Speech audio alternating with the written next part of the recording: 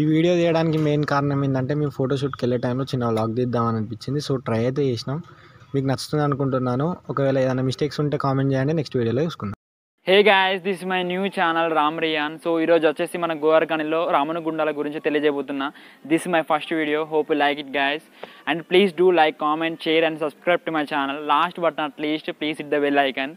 ఎలాగో స్కూల్లో బెల్ కొట్టలేదు, కనీసం ఇక్కడైనా కొట్టండి, ఇది మన బెల్లే.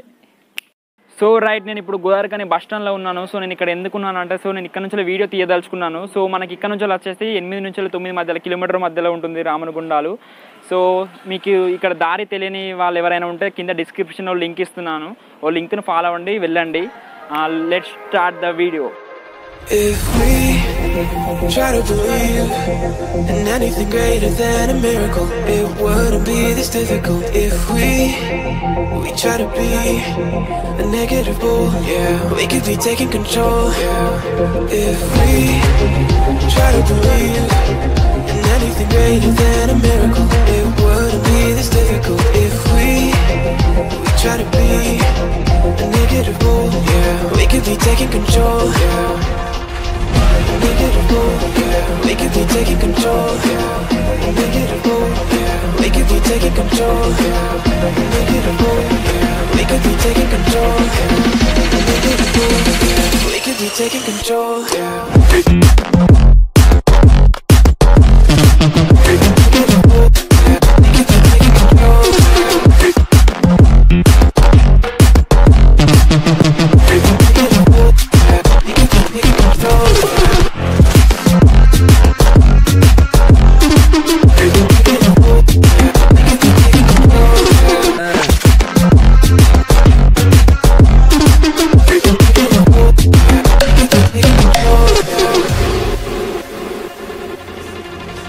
If we try to believe in anything greater than a miracle, it wouldn't be this difficult. If we try to be a negative bull, yeah, we could be taking control, yeah.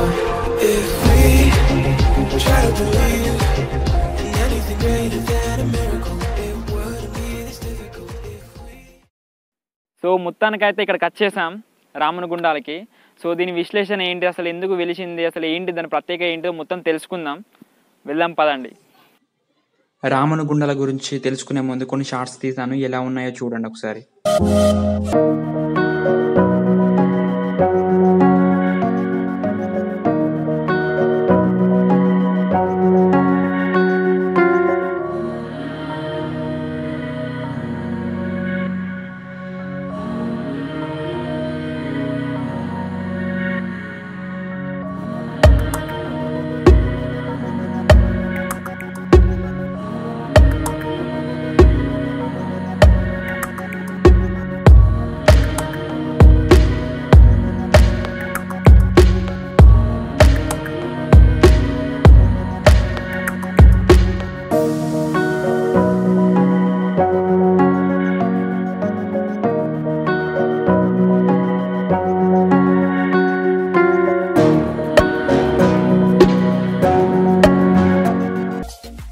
మనకు ఈ విగ్రహం రామనగుండాల entrance లోనే కనబడుతుంది. దీనికి ఉన్న ప్రత్యేక ఏంటంటే, మేడిపల్లి సెంటర్లో ఓసిపి బొగ్గు తవ్వకాలలో ఈ విగ్రహం లభ్యమైంది.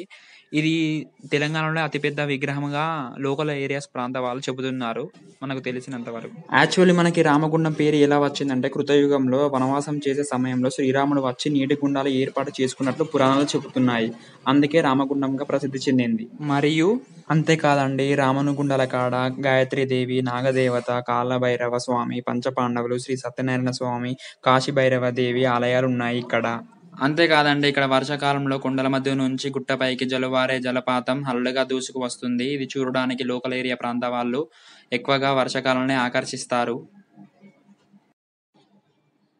ఇక్కడ ఒక అతడు చెప్పాడు, 25 సంవత్సరాల కిందట జినికలు, నెమళ్ళు, పులులు ఉండేవాట. కానీ ఇక్కడ ఉన్న ప్రజలకు ఇబ్బందిగా ఉందని ఫారెస్ట్ డిపార్ట్మెంట్ వాళ్ళకి అప్పగించారట.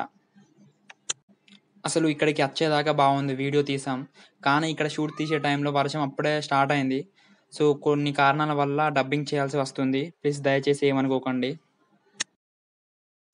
Thanks for watching. Please do like, comment, share and subscribe to my channel.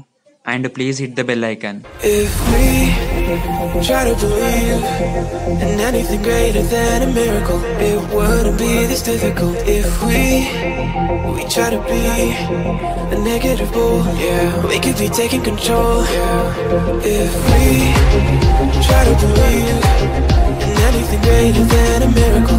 It wouldn't be this difficult if we try to be a negative bull. Yeah, we could be taking control. Yeah, negative bull.